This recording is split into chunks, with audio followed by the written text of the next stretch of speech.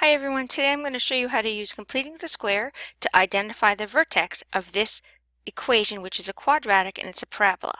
So let's get to it. Okay, our parabola is in the standard form, and this form is y is equal to ax squared plus bx plus c. Now our a is positive. If a is greater than 0, then it's concave up or it's happy. Okay, so ours is going to have a minimum. If a was less than 0, it would be concave down. It would look like this. A can never equal 0 because if a was 0, then we'd have a linear function and it would not be a quadratic. So now we know 3 is a positive number, so it's going to look like this. It's going to be concave up, it's going to be happy, and it's going to have a minimum.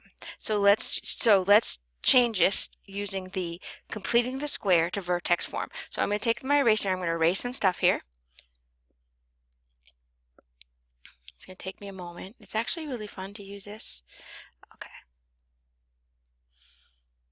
So what form do we want to change it to? We want to change it to vertex form, which is y is equal to a x minus h quantity squared plus k. So our vertex is at h, which you take the opposite of this, comma k, and you keep that number the same.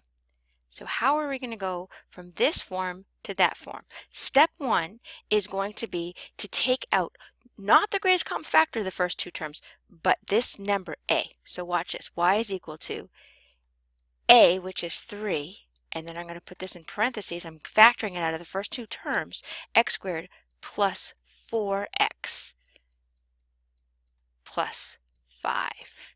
Now I'm going to take this number right here, 4, I'm going to divide it by 2, which is equal to 2, and I'm going to square it. I'm going to square this number, and that's equal to 4. So now this is how you take this binomial and make it to a perfect square trinomial, and so that we can complete the square. So this is equal to, these are equivalent, 3x squared plus 4x. Remember, we took this number 4, we divided by 2, and we squared it. That's how we came up with the 4. We're going to add 4 right here. But we're not adding 4. If you take this number and you multiply it by 3, we're actually adding 12 to the side, plus 5. So we have to subtract 12 so that's an equal equation. And this is equal to 3. How do we factor this perfect square trinomial? What I do is I take the square root of the first term, and I take the square root of the last term, so a little square root reminder, which is 2. Then I bring down the sign, which is positive, squared. Combine these two like terms, minus 7. This is our final equation. This is it right here. How is this going to show us what the vertex is? Well, we know it's a minimum. The vertex is the opposite of this first number, which is -2, comma -7. And then looking at our number line, which is going to be pretty rough, we're going down over 2 to the left, down 7. So this is our minimum, -2, comma -7. And then here is, how do we know where it's going to cross? Well, if you let x equal 0, this would cancel out, this would cancel out, this would be 5. So it's going to basically look like this. It's going to go down and it's going to go up through here. And I'll be right back because I'm going to show you this in GeoGebra. Okay, just open up my GeoGebra. I'm using the downloaded version. And I'm going to put in our equation. All right, y is equal to, it's way more fun to do this by hand and doing by completing the square, but you're going to check your work. 3x squared plus 12x plus 5.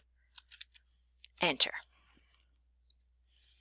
Now I'm going to use my Move Graphics view and show that this is actually our minimum. Geometrically, you could put a point here and here. How would you find those points?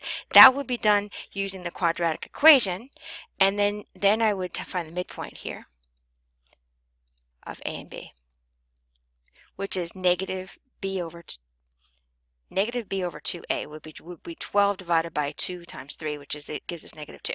Let me try that. Let me show you that. Negative b divided by 2a is equal to 12 divided by 6, -12 over 6, which is -2. All right, that's how that was found. And then I'm going to put a line here, perpendicular line here to here, and I'm going to intersect down here. And I'm going to intersect these two lines. And here it is, -2, -7. Exactly right. Now let's go look where it crosses. It crosses here at y at 0, 5. Let's put a point here. You could do it either way there. Oops, that's not right. Haha, I made a mistake, so let me get this right because I'm going to be really frustrated if it's not right. So let me do I'm going to do point tool. Right there should be at 5. There we go. And this concludes our equation here. We found the minimum by completing the square, and we checked our work. And I'm just going to put myself back on to say goodbye. And I hope you have a good day, and I hope this video helped. Thank you so much. Have a good day.